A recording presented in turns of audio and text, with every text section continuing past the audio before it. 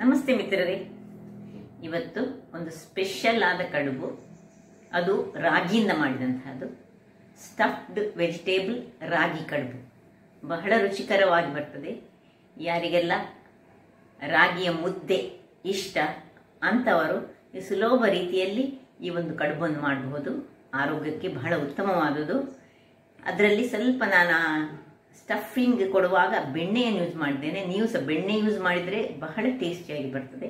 ಹಾಗಾದರೆ ಬನ್ನಿ, ಈ ಒಂದು ರುಚಿಕರವಾದ ಕಡುಬನ್ನು ಹೇಗೆ ಮಾಡುವುದನ್ನು ನೋಡುವ ಮೊದಲು ಯಾರೆಲ್ಲ ನನ್ನ ಚಾನಲನ್ನು ನೋಡ್ತಿದ್ದೀರಿ, ಯಾರೆಲ್ಲ ಇನ್ನೂ ಸಬ್ಸ್ಕ್ರೈಬ್ ಮಾಡಿಲ್ಲ, ದಯವಿಟ್ಟು ಸಬ್ಸ್ಕ್ರೈಬ್ ಮಾಡಿ ಸಪೋರ್ಟ್ ಮಾಡಿ ಅಂತ ಹೇಳುತ್ತಾ ಈ ರುಚಿಕರವಾದ ಹಾಗೂ ಆರೋಗ್ಯಕರವಾದ ಸ್ಟಫ್ಡ್ ವೆಜಿಟೇಬಲ್ ರಾಗಿ ಕಡುಬು ಹೇಗೆ ಮಾಡುವುದು ಎಂದು ನೋಡೋಣ.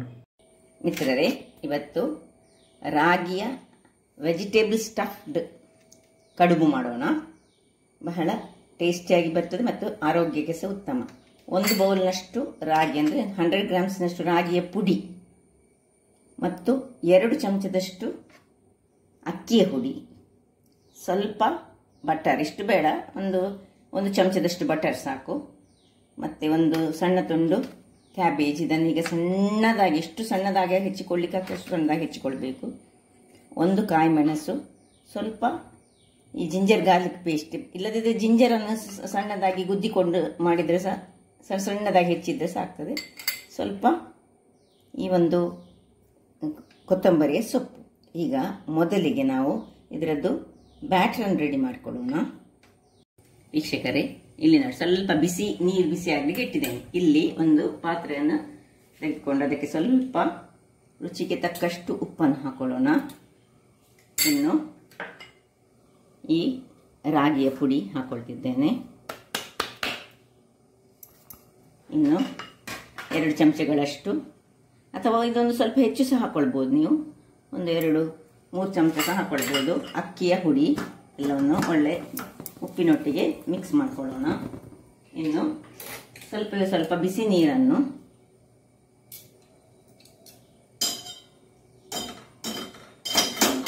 ಇದಕ್ಕೆ ಸ್ವಲ್ಪವಾಗಿ ಸ್ವಲ್ಪ ಹಾಕೊಳ್ಳೋಣ. ಹಾಕೊಂಡು ಉಂಡೆ ಹದಕ್ಕೆ ಕಲಸಿಕೊಳ್ತೇನೆ ನಾನು. ಸ್ವಲ್ಪ ಹಾಕ್ಕೊಳ್ಬೇಕು, ಒಮ್ಮೆಲೆ ಹಾಕ್ಕೊಳ್ಬಾರ್ದು. ಸ್ವಲ್ಪ ಬಿಸಿ ನೀರಿದ್ರೆ ಒಳ್ಳೆಯದಾಗ್ತದೆ. ಬೇಕಿದ್ರೆ 1 ಚಮಚದಷ್ಟು ಎಣ್ಣೆ ಇಲ್ಲಿ ಹಾಕ್ಕೊಳ್ಬೋದು. ಎಣ್ಣೆ ಬೇಡದವರು ಎಣ್ಣೆ ಬಿಡ್ಬೋದು, ಎಣ್ಣೆ ಅಗತ್ಯ ಇಲ್ಲ. ನಾವು ಈಗ ಸ್ವಲ್ಪ ಹಾಕ್ಕೊಂಡು ನಾನು ಒಂದು ಉಂಡೆಯ ರೂಪಕ್ಕೆ, ಹೇಗೆ ನಾವು ಚಪಾತಿಯ ಉಂಡೆ ಮಾಡ್ತೇವೆ ನೋಡಿ, ಆ ರೀತಿಯಲ್ಲಿ ಮಾಡೋಣ. ವೀಕ್ಷಕರೇ, ಹೀಗೆ ನೋಡಿ ಬಿಸಿ ನೀರಿನಲ್ಲಿಯೇ ನಾವು ಇದನ್ನು ಮಾಡಿಕೊಳ್ಬೇಕು. ಸ್ವಲ್ಪ ಬಿಸಿ ಆಗ್ತದೆ ಕೈಗೆ, ಬಿಸಿ ನೀರೇ ಹಾಕ್ಕೊಳ್ಬೇಕು, ಹಾಗಾದರೆ ಮಾತ್ರ ಇದು ಚೆನ್ನಾಗಿ ಬರೋದು. ಹೀಗೆ ಸ್ಮೂತ್ ಆದ ಒಂದು ಬ್ಯಾಟ್ರನ್ನು ನಾವು ಮಾಡಿಟ್ಟುಕೊಂಡು ಇದನ್ನು ಹೀಗೆ ಮುಚ್ಚಿಕೊಂಡು ನಾವು ಸೈಡಲ್ಲಿ ಇಟ್ಕೊಳ್ಳೋಣ. ಅಲ್ಲಿ ಹಿಟ್ಟು ನೆನೆತಾ ಇರುವಾಗ ನಾವು ಕ್ಯಾಬೇಜ್ ಇದನ್ನು ರೆಡಿ ಮಾಡ್ಕೊಳ್ಳೋಣ.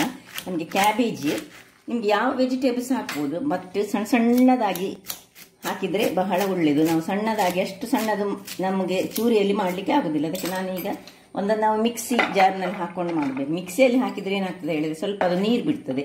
ಅದಕ್ಕೋಸ್ಕರ ನಾನು ನೋಡಿ ಹೀಗೆ ಚಾಪರಲ್ಲಿ ಮಾಡ್ತೇನೆ. ಚಾಪರಲ್ಲಿ ಮಾಡಿದರೆ ಎಷ್ಟು ಸಣ್ಣದು ನಮಗೆ ಮಾಡಲಿಕ್ಕೆ ಆಗ್ತದೆ ಅಷ್ಟು ಸಣ್ಣದಾಗಿ ಮಾಡಿಕೊಳ್ಬೋದಾಗ್ತದೆ. ಅದರಿಂದಾಗಿ ಇದನ್ನು ಸ್ವಲ್ಪ ಹೀಗೆ ರಫ್ಲಿ ಕಟ್ ಮಾಡಿಕೊಂಡು ನಾನು ಚಾಪರಲ್ಲಿ ಹಾಕಿ ಇದನ್ನು ಚಾಪ್ ಮಾಡಿಕೊಳ್ತೇನೆ. ನೋಡಿ ಹೀಗೆ ಮಾಡಿ ಮತ್ತೆ ಇದನ್ನು ತೊಳೆದುಕೊಂಡು ರೆಡಿ ಮಾಡಿಕೊಳ್ಳೋಣ. ಅದರಿಂದಾಗಿ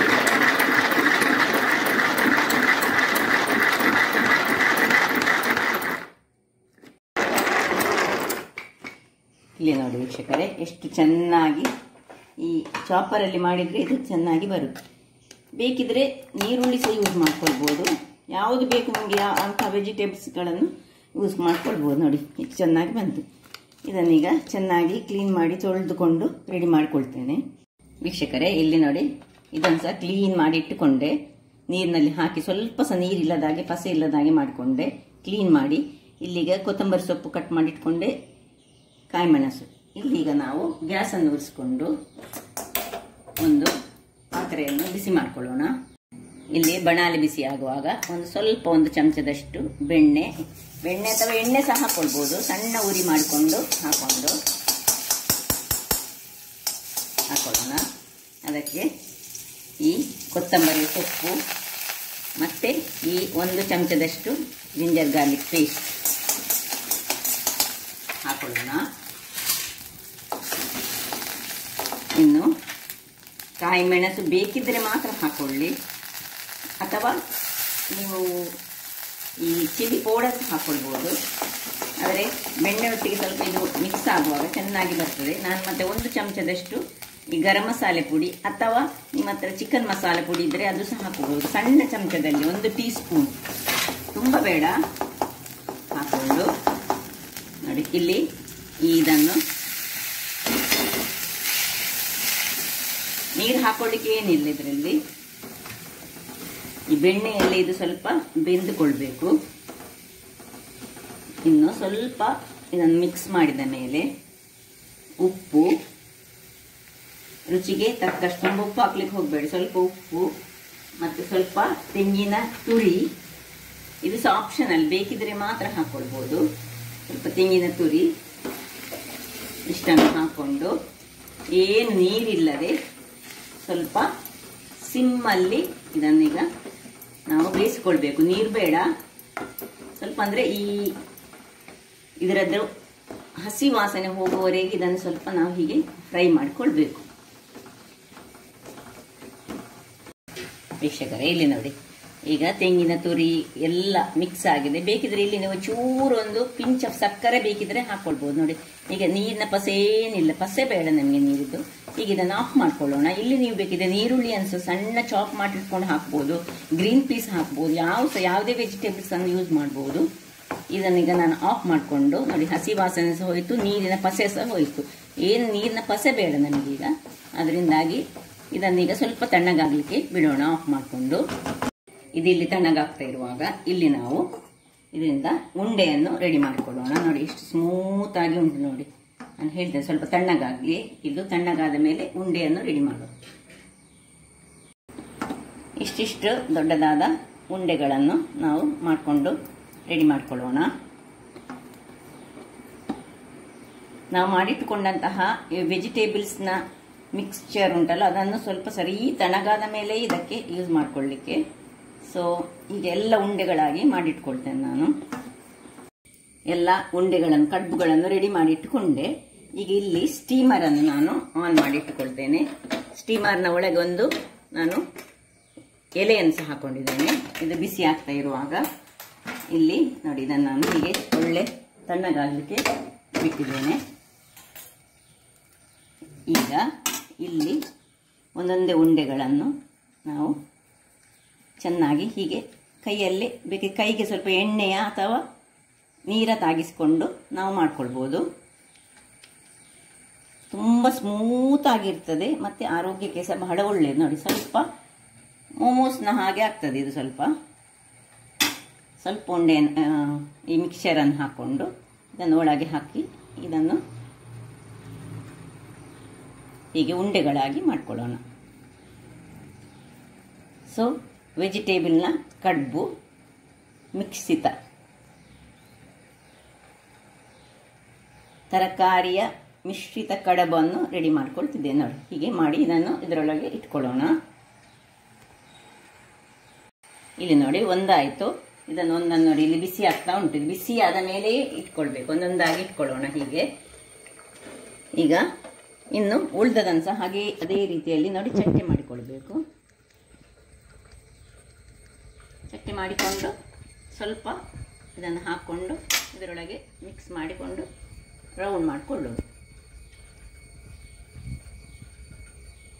ಕೈಗೆ ಸ್ವಲ್ಪ ಎಣ್ಣೆ ಪಸೆ ಅಥವಾ ಇದನ್ನು ತಾಗಿಸಿದರೆ ಇದು ಅಂಟುವುದಿಲ್ಲ. ಹೀಗೆ ಹೀಗೆ ಮಾಡಿದರೆ ಆಯಿತು. ಹೀಗೆಲ್ಲ ಒಂದು ನಾನು ಮಾಡಿ ಇದರಲ್ಲಿ ನಿಮಗೆ ತೋರಿಸ್ಕೊಡ್ತೇನೆ. ವೀಕ್ಷಕರೇ ನೋಡಿ ಕೊನೆಯದನ್ನೀಗ ಮಾಡಿ ತೋರಿಸ್ತಿದ್ದೇನೆ. ಉಳಿದದೆಲ್ಲ ಆಯಿತು. ನೋಡಿ ಈ ಹೂರಣ ಉಳಿದರೆ ತೊಂದರೆ ಇಲ್ಲ. ಇದನ್ನು ನಾವು ಇದು ವೆಜಿಟೇಬಲ್ಸ್ ಅಲ್ಲ, ಇದನ್ನು ನಾವು ಊಟ ಮಾಡುವಾಗ ಗಂಜಿ ಒಟ್ಟಿಗೆ ಯೂಸ್ ಮಾಡ್ಕೊಳ್ಬೋದು,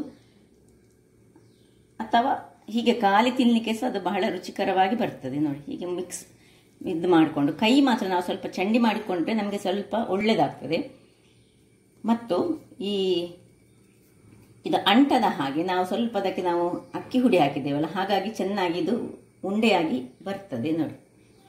ನಿಮಗೆ ಸ್ವಲ್ಪ ಕಷ್ಟ ಆಗೋದಾದ್ರೆ ಹೀಗೆ ಉಂಡೆ ಸಹ ಮಾಡ್ಬೋದು, ಹೀಗೆ ಮಾಡಲಿಕ್ಕೆ ಆಗೋದಾಗಿದ್ದರೆ ನೋಡಿ. ಹೇಗೆ ನಾವು ಈ ಲಡ್ಡುಗಳನ್ನು ತಯಾರಿಸ್ತೇವೆ ನೋಡಿ, ಅದೇ ರೀತಿಯಲ್ಲಿ ಮಾಡಿದರೆ ಆಯಿತು ನೋಡಿ. ಎಲ್ಲ ರೆಡಿ ಆಯಿತು. ಇನ್ನು ಇದರೊಳಗೆ ಇಟ್ಕೊಂಡು ನೋಡಿ, ಒಂದು ಆಲ್ರೆಡಿ ಆಗ ನಾನು ಇಟ್ಟು ತೋರಿಸಿದುಂಟು. ಇನ್ನು ಉಳಿದನನ್ನು ಒಂದೊಂದಾಗಿ ಇಟ್ಕೊಳ್ತೇನೆ ನೋಡಿ. ಒಂದು ನಮ್ಮನೆ ರಾಗಿ ಮುದ್ದೆಯ ಹಾಗೆ ಸಹ ಕಾಣ್ತದೆ. ಸ್ಟಫ್ಡ್ ಮಕ್ಕಳಿಗಂತೂ ಬಹಳ ಒಳ್ಳೆಯದು, ಮತ್ತು ದೊಡ್ಡವರಿಗೆ ಸಹ. ನಮಗೆ ನೋಡಿ, ರಾತ್ರಿ ಹೊತ್ತಿನಲ್ಲಿ ಊಟ ಮಾಡುವ ಬದಲು ಇಂಥದ್ದು ಇದ್ದರೆ, ಬೆಳಿಗ್ಗೆ ಮಾಡಿದ ಉಪಹಾರಗಳಲ್ಲಿ ಇದನ್ನು ಇಟ್ಕೊಂಡಿದ್ರೆ ಇದನ್ನು ಸಹ ತಿನ್ಕೊಳ್ಬೋದು ನಾವು. ಫುಲ್ಲು ಕವರಲ್ಲಿ ಏನು ಆಗಬೇಕಂತ ದೊಡ್ಡ ವಿಷಯ ಅಲ್ಲ ಏನು ನೋಡಿ. ಸೈಡ್ ಮಾಡಿ ಒಂದೊಂದಕ್ಕೊಂದು ಅಂಟದ ಹಾಗೆ ಇಟ್ಕೊಂಡ್ರೆ ಆಯಿತು. ಹಾಗೆ ಅಂಟುದಿಲ್ಲ ಇದು. ಸೊ ಇದನ್ನೀಗ ಮುಚ್ಚಿ ಒಂದು 15ರಿಂದ 20 ನಿಮಿಷಗಳ ಕಾಲ ಬೇಯಿಸ್ಕೊಳ್ಳೋಣ. 15 ನಿಮಿಷಗಳ ಬಳಿಕ ಇದನ್ನೀಗ ನಾನು ಆಫ್ ಮಾಡಿಕೊಡ್ತಿದ್ದೇನೆ. ಚೆಕ್ ಮಾಡುವ ಅದು ಬೆಂದಿದ ಇಲ್ವ ನೋಡ್ಕೊಳ್ಳೋಣ. ನೋಡಿ ಹೇಗೆ ರಾಗಿ ಮುದ್ದೆ ಹಾಗೆ ಬಂದಿದೆ. ಈಗ ಒಂದು ಇದನ್ನು ಹಾಕಿ ನಾವು ಒಂದು ಚೆಕ್ ಮಾಡುವ ಬೆಂದಿದ ಅಂತ. ಓಕೆ, ಒಳ್ಳೆ ಬೆಂದಿದೆ. ಚೂರು ತಣ್ಣಗಾದ ಮೇಲೆ ಹೊರಗೆ ತೆಗೆದುಕೊಳ್ಳೋಣ. ವೀಕ್ಷಕರೇ ನೋಡಿ, ಒಳ್ಳೆ ತಣ್ಣಗಾಗಿದೆ. ಹೇಗೆ ಬಂದಿದೆ ನೋಡಿ. ಸ್ವಲ್ಪ ದೊಡ್ಡದಾಗಿದೆ, ಸ್ವಲ್ಪ ಇದಾಕೊಂಡು. ಸೊ ಸ್ವಲ್ಪ ತಣ್ಣಗಾದ ಮೇಲೆ ತೆಗೆದರೆ ತಿನ್ನಲಿಕ್ಕೆ ಸಹ ಒಳ್ಳೆದಾಗಿದೆ. ಬಿಸಿ ಬಿಸಿ ಸಹ ತಿನ್ಬೋದು. ಬಿಸಿ ಬಿಸಿ ತಿನ್ನಲಿಕ್ಕೆ ಸಹ ಬಹಳ ರುಚಿಯಾಗಿ ಬರ್ತದೆ. ಇದರ ಮೇಲೆ ಸ್ವಲ್ಪ ತುಪ್ಪ ಹಾಕೊಂಡು ಸಹ ತಿನ್ಬೋದು.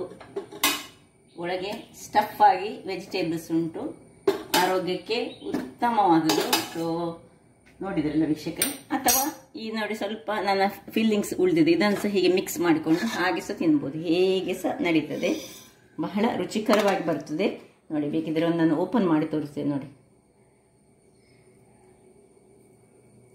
ನೋಡಿ ಹೇಗೆ ಬಂದಿದೆ ನೋಡಿ. ರಾಗಿಯ ಮುದ್ದೆಯನ್ನು ತಿನ್ನಾಗೆ ಆಗ್ತದೆ. ಈಗ ಒಂದೊಂದು ಇಡಿಯನ್ನು ತಿಂದ್ಕೊಳ್ಬೋದು. ಹಾಗಾದರೆ ನೋಡಿದ್ರಲ್ಲ ವೀಕ್ಷಕರೇ, ನನ್ನ ಈ ಕುಕಿಂಗ್ ಚಾನಲ್ ನಿಮಗೆ ಇಷ್ಟ ಆದರೆ ಬೋಳೂರು ಸುವರ್ಣ ಚಾನಲನ್ನು ಲೈಕ್ ಮಾಡಿ, ಶೇರ್ ಮಾಡಿ ಹಾಗೂ ಸಬ್ಸ್ಕ್ರೈಬ್ ಮಾಡಿ.